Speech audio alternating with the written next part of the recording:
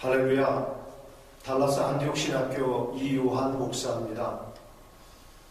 마태복음 7장 12절 말씀, 그러므로 무엇이든지 남에게 대접을 받고자 하는 대로 너희도 남을 대접하라. 이것이 율법이요 선지자니라. 아멘. 이 말씀을 가지고 왕이 되려면 이라고 하는 말씀으로 함께 묵상하기를 원합니다. 아내의 의견이라면 무조건 무시하는 어느 남편이 있었습니다.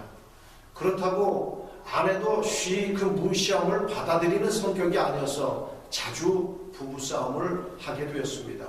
그날도 친구들 부부와 모임이 있어서 아내와 함께 참석하였습니다. 아내는 남편의 성격을 알기에 대화 중에 끼어들지 않았다가 대수롭지 않은 것 한마디 거들었는데 여지없이 남편은 아내의 말을 무시하는 것이었습니다. 아내는 여러 사람들 앞에서 굴욕감을 느끼며 집에 돌아가면 오늘은 그냥 넘어가지 않으리라 굳은 다짐을 하고 갔습니다. 남편은 아내의 안색이 변하는 것을 보고 아참 실수했구나 라고 생각하면서 집으로 돌아오게 되었습니다. 돌아오는 동안에도 아내는 일절 말 한마디가 없었고 남편은 더욱 불안해했습니다. 그러나 집에 돌아와도 아내는 그 문제에 대해서 전혀 거론하지 않고 오히려 부드럽고 조용한 음성으로 내가 집에 돌아오는 동안 줄곧 기도했는데 하나님께서 마음의 음성을 들려주셨어요.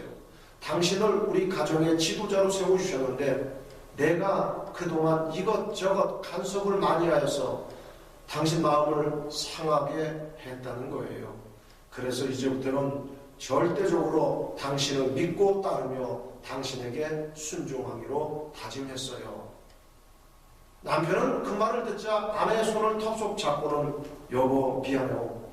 앞으로는 나의 잘못된 버릇을 고치도록 노력하겠소 라면서 진정으로 그동안 아내를 무시한 것에 대해서 사과를 했다고 합니다. 빌립보서 2장 3절에 아무 일에든지 다툼이나 허용으로 하지 말고 오직 겸손한 마음으로 각각 자기보다 남을 낮게 여기고라고 말하고 있습니다. 가부장적인 사고를 가진 남편들의 모습이 바로 이 모습입니다. 남성 우월주의 사고를 가진 남자들의 모습입니다.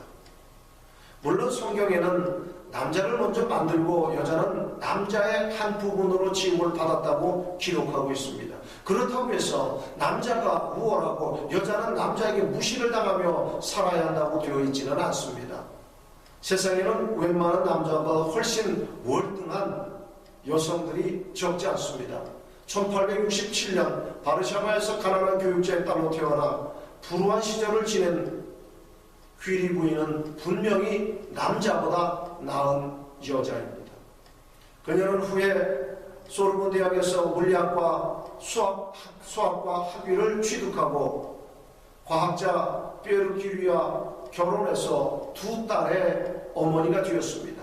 그녀는 1898년에 방사능 물질인 라듐을 발견했습니다. 그리고 1903년에 라듐 연구로 그녀와 남편 피에르 큐리가 공동으로 노벨 물리학상을 수상하였고 인류에게 큰 공헌을 하게 되었지만 결국 방사능에 노출되어서 악성균열과 백혈병을 얻어서 세상을 떠나고 말았습니다. 방사선은 우리가 인식하지 못하고 있을지라도 멸군 기술로 식품과 농업에 또 재료 처리 기술로 공업에 에너지원으로 다양한 과학기술에 그리고 의학이나 환경 응용 분야 등으로 우리의 일생생활에 깊이 연관되어 있다는 것을 우리가 알아야 합니다. 이러한 위대한 일을 여자가 해냈습니다. 또 정치가로서는 영국의 정치가 마거릿 힐다 대처 여사를 우리가 들 수가 있습니다. 그는 무려 11년 동안 수상직을 감당해 나갔습니다. 그는 1979년 수상 취임 당시 경제적으로, 사회적으로, 정치적으로 노년기에 접어들어서 점점 무기력해져가는 영국을 살리는 데 큰 역할을 한 사람입니다. 철저한 반공주의가 되어서 러시아에서는 그녀에게 철의 여인이라고 하는 별명을 붙여주기도 했습니다. 영국 국민들의 절대적인 지지를 힘입어서 11년이라고 하는 결코 짧지 않은 기간 동안 영국을 이끌어간 위대한 지도자가 되었습니다. 이러한 위대한 지도자가 곧 여자였다고 하는 사실입니다. 이 외에도 역사에 남을 만한 유능한 여인들이 수없이 많습니다. 성경으로 돌아가서 볼까요? 다윗이 사울에게 쫓겨다니며 목숨을 부지하기가 몹시 힘들었던 시절에 마온이라고 하는 지역에 나발이라고 하는 큰 부자가 있었습니다.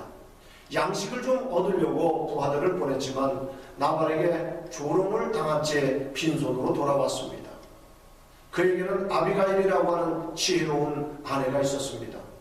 남편이 다윗의 청을 거부했다고 하는 소식을 듣고 음식을 준비해서 다윗에게 찾아와 남편 대신 용서를 빌었습니다. 결국 나발은 열흘 후에 하나님께서 그를 치셔서 죽게 되었고 지혜로운 여인 아비가일은 다윗의 아내가 되었다고 사무엘상 25장에 기록하고 있습니다. 모세의 누이 미리암은 갈대 상자에 담겨 버려진 자신의 어린 동생 모세가 바로의 공주에게 발견이 되자 유모를 찾아주겠다고 하여서 모세의 어머니를 불러왔습니다. 결국 모세는 친어머니의 젖을 먹으며 양육을 받았고 그 품에서 유대 민족성을 유지하게 되었던 것입니다. 어린 미리암이었지만 참으로 지혜롭고 맹랑하기까지 한 여자였습니다. 어린 여자의 미리암이 아니었다면 글쎄 과연 역사는 어떻게 흘러갔을까요? 성경에도 남을 나보다 낮게 여기라고 말씀하고 있습니다. 내가 남에게 인정받고 대접받기 위해서는 먼저 대접하라고 말씀하고 있는 것입니다.